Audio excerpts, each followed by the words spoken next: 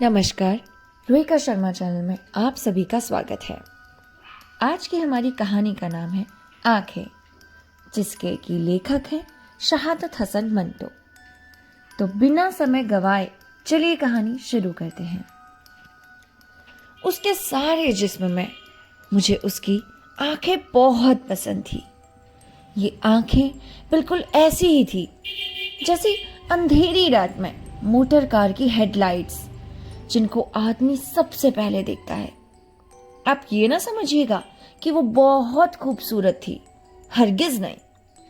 मैं खूबसूरती और बदसूरती में तमीज कर सकता हूं, लेकिन माफ कीजिएगा, इन आंखों के मामले में सिर्फ इतना ही कह सकता हूं कि वो खूबसूरत नहीं थी, लेकिन इसके बावजूद उनमें बेपनाह कशिश थी। मेरी और उन आंखों की मुलाकात एक अस्पताल में हुई। मैं उस अस्पताल का नाम आपको बताना नहीं चाहता, इसलिए कि इससे मेरे उस अफसाने को कोई फायदा नहीं पहुंचेगा। बस आप ये समझ लीजिए कि एक अस्पताल था जिसमें मेरा एक अजीज ऑपरेशन कराने के बाद अपनी जिंदगी की आखिरी सांसें ले रहा था। यूं तो मैं तीमारदारी का कायल नहीं, मरीजों के पास जाकर उनको दम दिलासा देना मुझे नहीं आता, लेकिन अपनी बीवी के पैरहम इसरार पर मुझे जाना पड़ता है कि मैं अपने मरने वाले अजीज को अपने खुलूस और मोहब्बत का सबूत दे सकूं। यकीन मानिए, मुझे सख्त खौफ हो रही थी। अस्पताल का नाम सुनते ही मुझे नफरत हो जाती है, मालूम नहीं क्यों। शायद इसलिए कि एक बार बंबई में अपनी बूढ़ी हमसाई को, जिसकी कलाई में मोच आ गई थी, मुझे जेजे अस्पताल में ले जाना पड़ा। वहां कैजुअलिटी डिपार्टमेंट ने मुझे कम से कम 2.5 घंटे इंतजार करना पड़ा। वहां मैं जिस आदमी से भी मिला वो लोहे के मंदे सर और बेहिस था। खैर, मैं उन आंखों का जिक्र कर रहा था जो मुझे बेहद पसंद थी। पसंद का मामला इनफरदारी हैसियत रखता है। बहुत मुमकिन है कि आप ये आंखें देखते तो आपके दिलो दिमाग में रद्दे अमल पैदा ना होता। सबका अलग अलग है ना। ये भी मुमकिन है कि आपसे अगर कोई आपके बारे में कोई राब तलब की जाती तो आप कह देते, निहायती वाहियात आंखें हैं। लेकिन जब मैंने उस लड़की को देखा तो सबसे पहले मुझे उसकी आंखों ने अपनी तरफ मुतज़्ज़ा किया। वो बुर्का पहने हुई थी, मगर नकाब उठा हुआ था। उसके हाथ में दवा की बोतल थी और वो जनरल वार्ड के बरामदे में एक छोटे से लड़के के साथ चली आ रही थी। मैंने उसकी तरफ देखा तो उसकी आंखों में, जो बड़ी थी ना छोटी, स्याह थी ना भूरी, नीली थी ना सब्ज, एक अजीब सी चमक पैदा हुई। मेरे कदम वहीं रुक गए और वो भी ठहर गई। उसने अपने साथी लड़के का हाथ पकड़ा और बौखलाई हुई आवाज में कहा, तुमसे चला नहीं जाता?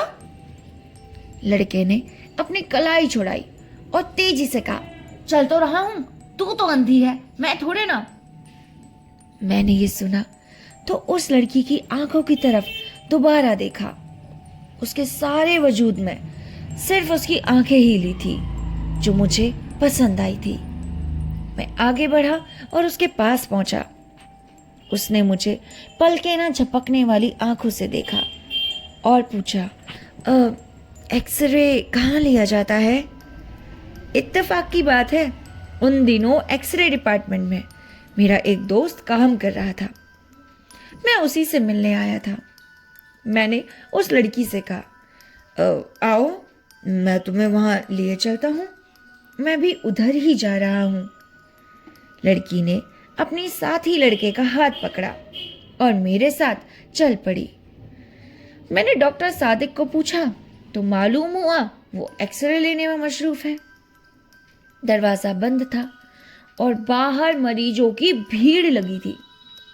मैंने दरवाजा खटखटाया। अंदर से तेज और तुंद आवाज आई, कौन है? दरवाजा मत ठोको। लेकिन फिर मैंने दस्तक दी।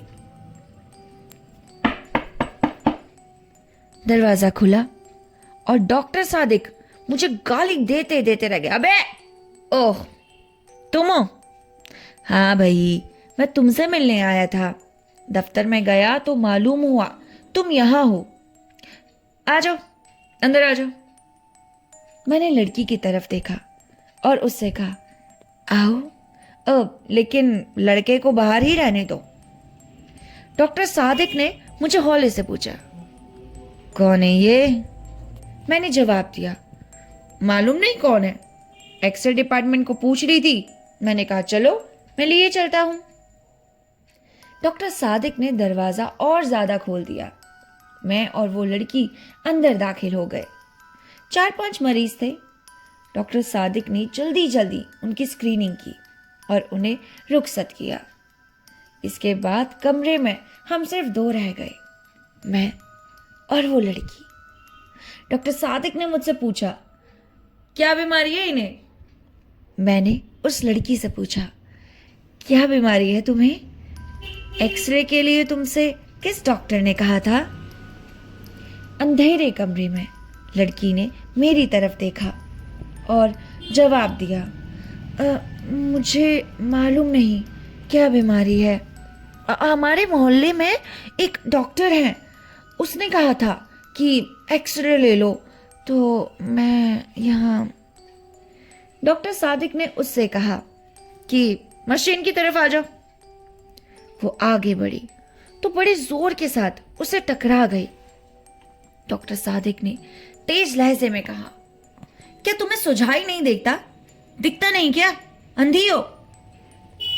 लड़की खामोश रही। डॉक्टर ने उसका बुर्का उतारा और स्क्रीन के पीछे खड़ा कर दिया। फिर उसने स्विच ऑन किया। मैंने शीशे में देखा तो मुझे उसकी पसलियां नजर आई। उसका दिल भी एक कोने में काले से धब्बे की सूरत में धड़क रहा था, धक धक धक। डॉक्टर सादिक 5-6 मिनट तक उसकी पसलियों और हड्डियों को देखता रहा। इसके बाद उसने स्विच ऑफ कर दिया और रोशनी करके मुझसे मुखातिब हुआ, छाती बिल्कुल साफ है। लड़की ने मालूम नहीं क्या समझा कि अपनी छातियों पर, जो काफी बड़ी बड़ी थी, दुपट्टे को दुरुस्त किया और बुर्का ढूंढने लगी। बुर्का एक कोने में मेज पर पड़ा था। मैंने बढ़कर उसे उठाया और उसके हवाले कर दिया। डॉक्टर सादिक ने रिपोर्ट लिखी और उससे पूछा, क्या नाम है तुम्हारा? लड़की ने बुर्का ओढ़ते हुए जवाब दिया, जी मेरा नाम हनीफा है। हनीफा। डॉक्टर सादिक ने उसका नाम पर्ची पर लिखा और उसको दे दी। जाओ, ये अपने डॉक्टर को दिखा देना, बता देना कुछ नहीं है। लड़की ने पर्ची ली और कमीज के अंदर अपनी अंगिया में उड़स ली।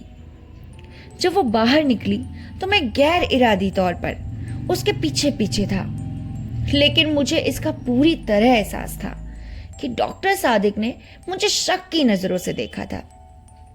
उसे जहां तक मैं समझता हूं, इस बात का पूरा यकीन था कि उस लड़की से मेरा ताल्लुकात है। हालांकि जैसा आप जानते हैं, ऐसा कोई मामला नहीं था, सिवाय इसके कि मुझे उसकी आंखें बहुत पसंद थी। मैं उसके पीछे पीछे था। उसने अपनी साथी लड़के को उंगली पकड़ ली थी। जब वो तांगे के अड्डे पर पहुंचे तो मैंने हनीफा से पूछा, कहाँ जाना है तुम्हें हनीफा? उसने एक गली का नाम लिया तो मैंने उससे झूठ मूठ कहा, ओह अच्छा, मुझे भी उधर ही जाना है। मैं तुम्हें तुम्हारे घर छोड़ दूंगा। मैंने जब उसका हाथ पकड़कर टांगे में बिठाया तो मुझे महसूस हुआ कि मेरी आंखें एक्स रेस का शीशा बन गई हैं। मुझे उसका गोश्त पोस्ट दिखाई नहीं देता, सिर्फ ढांचा नजर आता है। लेकिन उसकी आंखें, वो बिल्कुल साबित व सालिम थी, जिसमें बेपनाह कशिश थी। मेरा जी चाहता था कि मैं उसके साथ बैठूं, लेकिन ये सोच कर कि कोई देख लेगा, मैंने उसके साथी लड़के को उसके साथ बिठा दिया और आप अगली नशिस्त पर बैठ गया। मैं शहादत हसन मंटो हूं। मंटो? ये मंटो क्या हुआ? अरे, कश्मीरियों की एक जात है, तुम्हें नहीं पता क्या? ओह, हम भी कश्मीरी हैं। अच्छा, हम कुंदताइस हैं। हाँ, ये तो बहुत ऊंची जात है। मैंने मुड़कर उसे कहा। वो मुस्कुराई और उसकी आंखें और भी ज्यादा पुरकशिश हो गई। मैंने अपनी जिंदगी में बेशुमार खूबसूरत आंखें देखी हैं, लेकिन वो आंखें जो हनीफा के चेहरे पर थी बेहद पुरकशिश थी। मालूम नहीं उसमें क्या चीज थी जो कशिश का बाइस था। मैं इस पेशतर अर्ज कर चुका हूं कि वो कतअन खूबसूरत नहीं थी, लेकिन इसके बावजूद मेरे दिल में खूब रही थी। मैंने जसारत से काम लिया और उसके बालों की एक लट को, जो उसके माथे पर लटक कर उसकी एक आंख को ढांप रही थी, उंगली से उठाया और उसके सर पर चस्पा कर दी। उसे बुरा ना माना। मैंने और जसारत की और उसका हाथ अपने हाथ में ले लिया। इस पर भी उसने कोई मुजाहमत ना की और अपने साथी लड़के से मुखातिब हुई। तुम मेरा हाथ क्यों दबा रहे हो? मैंने फौरन उसका हाथ छोड़ दिया और लड़के से पूछा, अब तुम्हारा मकान कहाँ है? लड़के ने हाथ का इशारा दिया। उस बाजार में। तांगे ने उधर का रुख किया। बाजार में बहुत भीड़ थी, ट्रैफिक भी मालूम से ज्यादा। तांगा रुक रुक कर चल रहा था। सड़क में चूकी गड़े थे, इसलिए जोर के धचके लग रहे थे। बार बार उसका सर मेरे कंधे से टकराता था और मेरा जी चाहता था उसे अपने जानों पर रख लूं और उसकी आंखें देखता रहूं। थोड़ी देर बाद उसका घर आ गया। लड़के ने तांगे वाले से रुकने के लिए कहा। जब तांगा रुका तो वो नीचे उतरा। हनीफा बैठी रही। मैंने उससे कहा, तुम्हारा घर आ गया है? हनीफा ने मुड़कर मेरी अजीबो गरीब आंखों से देखा। बदरू कहाँ है? मैंने उससे पूछा। कौन बदरू? वो लड़का जो मेरे साथ था। मैंने लड़के की तरफ देखा जो तांगे के पास ही था। अरे, ये तो खड़ा है। अच्छा, ये कहकर उसने बदरू से कहा, बदरू मुझे उतार तो दो। बदरू ने उसका हाथ पकड़ा और बड़ी मुश्किल से नीचे उतारा। मैं सख्त मुअत्तर था। पिछली नशिश पर जाते हुए मैंने उस लड़के से पूछा, क्या बात है, ये खुद नहीं उतर सकती? बदरू ने जवाब दिया, जी नहीं, इनकी आंखें खराब है ना, इन्हें दिखाई नहीं देता। और कहानी यहीं पर ही खत्म हो जाती है। उम्मीद करती हूँ आपको ये कहानी बेहद पसंद आई होगी, जैसे कि हमें पसंद आई है। अगर पसंद आई है तो हमारे चैनल को सब्सक्राइब करके जाइए, हमारी वीडियो को लाइक और शेयर करके दूसरे लोगों के साथ भी भेज दीजिए जिनकी आंखें आपको बेहद पसंद हैं। तो चलिए मिलते हैं आपसे नेक्स्ट स्टोरी के साथ। तब तक के लिए अपना ख्याल